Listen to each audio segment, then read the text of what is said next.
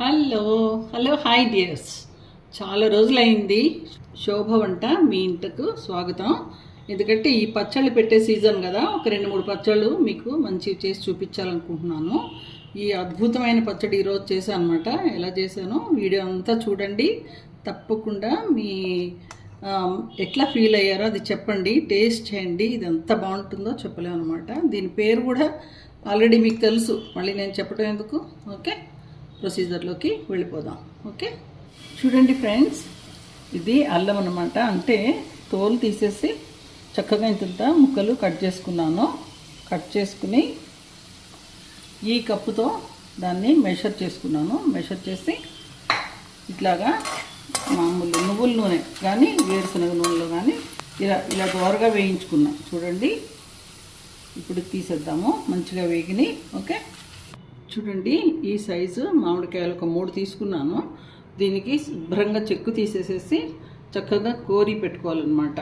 చూడండి, ఇలాగా స్క్రేపర్ తోటి చక్కగా మొత్తం చెక్కు అంతా తీసేసి రెడీ చేసి పెట్టుకోండి. ఓకే, చెక్కు తీసేసాను. చూడండి, ఇది కొంచెంగా లైట్గా రంగు మారినా కూడా చాలా గట్టిగా ఉందన్నమాట. దీన్ని ఇలాగా గ్రేటర్లో దీన్ని పెట్టి మనం చక్కగా కోరి తీసుకుంటే చాలా బాగుంటుంది. ఓకే, చూపిస్తా. చూడండి, ఇలాగా గ్రేట్ చేసి పెట్టాను. ఇది కొంచెం కష్టంగా అనిపించవచ్చు మీ అందరికీ.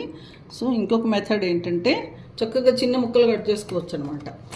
ఎలాగో దీన్ని మనం గ్రైండ్ చేయాలి. ఓకే, వెల్లుల్లిపాయలు ఒలిచి దాన్ని కూడా సేమ్ మెజర్మెంట్ మీరు ఏ కప్ అన్నా తీసుకోండి, 1/4 కప్ అన్నా తీసుకోండి. చిన్న మెజర్మెంట్లో చేయాలంటే ఇది 1/2 కప్ తీసుకున్నాను. దీన్ని కూడా మనం రుబ్బాలన్నమాట, గ్రైండ్ చేయాలి. మామిడికాయ ముక్కల్ని దీంతో 5 కప్పులు మనం మెషర్ చేసి పెట్టుకోవాలి. ఇప్పుడు అల్లం వెల్లుల్లిపాయ ఎలా చేసామో అలాగే దీన్ని కూడా ఒక 5 కప్పులు మెషర్ చేసి రుబ్బి చూపిస్తాను మీకు. 5 కప్పుల మామిడి ముక్కల్ని ఇలా ఇంత మెత్తగా అనమాట. చూడండి, ఇంత చక్కగా గ్రైండ్ చేసి ఒక బౌల్లో వేసుకుందాం. ఇప్పుడు ఇదే జార్లో వెల్లుల్లిపాయలు తీసి పెట్టుకున్నాం కదా, దాన్ని గ్రైండ్ చేద్దాం. చూడండి, వెల్లుల్లిపాయ కూడా ఇంత మృదువుగా చక్కగా గ్రైండ్ చేసుకోవాలి. ఇప్పుడు దీంట్లో కలిపేసుకుందాము. ఉప్పు చూడండి, దీన్ని కల్లుప్పు అంటారు కదా, దాన్ని ఇట్లాగా గ్రైండ్ చేసి పచ్చళ్ళ కోసమని పెట్టుకున్నాను అనమాట.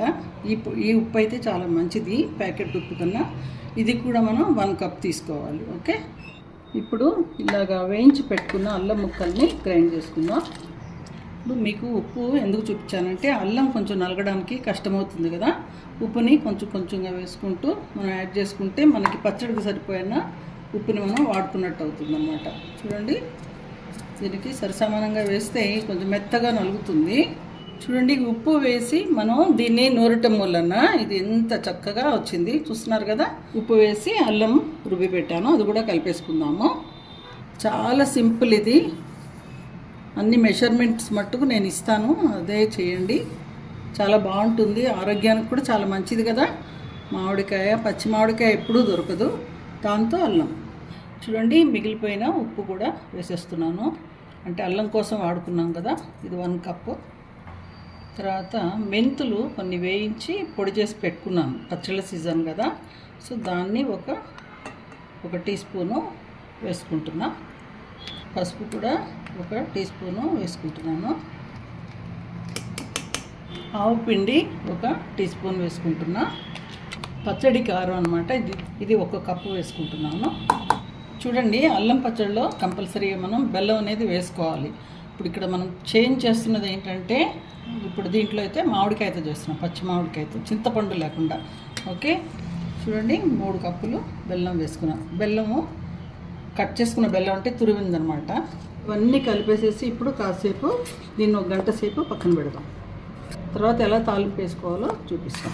కొంచెం సేపు ఇలా పెడితే బెల్లం కరుగుతుంది కదా, మంచిగా మిక్స్ అవుతుంది. చూడండి ఫ్రెండ్స్, అరగంట కన్నా పైన అనమాట. ఇట్లాగా అన్నీ కలిపి పెట్టాను అనమాట. ఇంత చక్కగా ఉందో చూడండి, బెల్లంతో చిక్కబడి బెల్లం, అల్లం అండ్ మామిడికాయ పచ్చడి అనమాట. ఇది చాలా చాలా బాగుంది, ఎంత బాగుందో అసలు. ఇప్పుడు దీనికి తాలింపు వేసుకోవాలి. ముందుగా నేను ఒక 1/2 కప్పు నూనెలో అల్లం వేయించాను. తర్వాత ఆ నూనె కూడా కలిపి ఇంకొక 1/2 కప్పు ఆ నూనెతో కలుపుకుని మిగిలిన నూనెతో కలుపుకుని ఇంకొక అరకప్పు అనమాట. ఓకే, ఇందులో కొంచెం ఇంగువ వేసుకుంటున్నాను. ఒక హాఫ్ టీ స్పూన్ ఇంగువ వేసుకున్నా, అర టీ స్పూను ఆవాలు వేసుకుంటున్నా. ఇప్పుడు ఒక 5 ఎండుమిరపకాయలు అనమాట, ఈ సైజు ఇట్లా కట్ చేసేసి వేస్తున్నాను. కొంచెం నూనె బాగా వేడెక్కిపోయింది కనుక మిరపకాయలు నల్లబడకుండానే ఆపేస్తున్నాను నూనెని. ఓకే, ఈ వేడిలోనే అయిపోతాయి. దీన్ని చల్లారిన తర్వాత మనం పచ్చళ్ళలో కలుపుకోవాలి. చూడండి ఫ్రెండ్స్, తాలింపు వేసుకున్నాం కదా, ఇది నేను చేత్తోనే పట్టుకుంటున్నాను. ప్యాన్ని ఆరిపోయిందనమాట. ఓకే, ఇప్పుడు దీన్ని ఇందులో కలుపుకుందాం నూనెను ఫైనల్గా. చూడండి ఫ్రెండ్స్, ఎంత బాగా వచ్చిందో చూస్తున్నారు కదా. అద్భుతమైన మామిడికాయ అల్లం పచ్చడి, అల్లం మామిడికాయ పచ్చడి, పచ్చి మామిడికాయ. ఓకే, ఇలా చేసుకోండి. ఇది టిఫిన్స్లోకి, అన్నంలోకి, దేనిలోకైనా సరే చాలా బాగుంటుంది. చాలా చాలా హెల్దీ కూడా. ఓకే, తప్పకుండా ట్రై చేయండి. Thanks for watching.